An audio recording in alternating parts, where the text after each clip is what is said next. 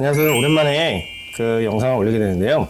인천지방법원에 개인회생을 준비하시는 분들을 위해서 영상을 준비했습니다. 개인회생 신청자의 배우자 재산에 대해서 2분의 1을 재산으로 보던 관행을 깨기 시작했다는 것입니다. 이게 무슨 말씀이냐면요. 내가 개인회생을 신청을 하는데 저한테는 재산이 하나도 없어요. 그런데 배우자의 재산이 예를 들어서 1억이 있다고 하면 그 2분의 1인 5천만 원을 제 재산으로 보는 겁니다. 그렇기 때문에 개인회생 신청하는 사람이 재산이 없음에도 불구하고 배우자 재산 때문에 5천만 원 이상을 변제하는 상황이 되는 것입니다. 개인회생은 기본적으로 신용채무 10억 원 이하, 담보채무 15억 원 이하여야 합니다. 그리고 재산보다 빚이 많아야 되는데요. 그래서 배우자 재산 때문에 빚보다 재산이 많아져서 개인회생 신청을 못하거나 개인회생 신청을 하더라도 변제금이 높아지는 경우 때문에 망설이는 분들이 있었습니다. 그런데 앞으로 인천지방법원에 접수를 할 때 이런 청산가치 부분을 잘 상담하고 서류를 준비해서 신청을 하시면 되겠습니다. 만약 상담을 했는데도 최근에 인천지방법원의 경향을 모른다면 바로 전화를 끊고 다른 데에 상담을 받아보시기 바랍니다. 배우자 재산이 약 2억 3천만 원 정도 됐고요. 근저당권을 제외한 재산이 1억 2천만 원 정도 됐습니다.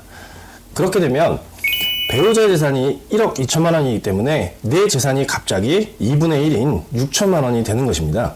그래서 이분은 6천만 원을 36개월로 나누면 166만 원을 변제해야 되는 상황이 됐습니다.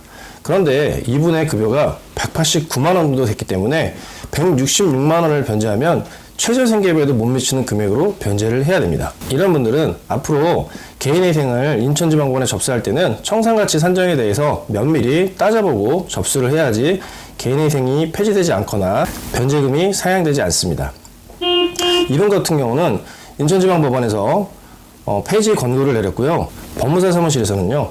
서울에 주소를 옮기거나 직장을 서울로 해서 재접수를 권유했다고 합니다. 그렇기 때문에 최근에 인천지방법원의 경향을 잘 알고 접수를 했다면 이런 피해를 막을 수 있었을 것입니다. 이는 청산가치 보장 원칙 때문인데요. 보통 일반적으로 상담을 하다 보면 최저생계비 그리고 급여만 가지고 변제금이 이 정도 나온다고 설명을 드리고 청산가치에 대해서는 얘기를 잘 안 해줍니다.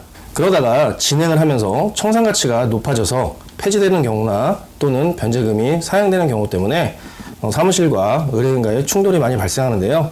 이 부분을 꼭 인지하셔서 상담을 받으실 때 유념하시기 바랍니다. 이전 영상에서 청산가치 보장 원칙에 대해서 제가 영상을 올렸는데요. 이 부분은 사실은 좀 어렵고 내용이 복잡하기 때문에 많이 관심을 갖지 않는데요. 청산가치 보장은 정말 중요합니다.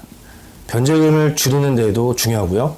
그리고 개인회생이 폐지되지 않기 위해서도 되게 중요한 부분입니다.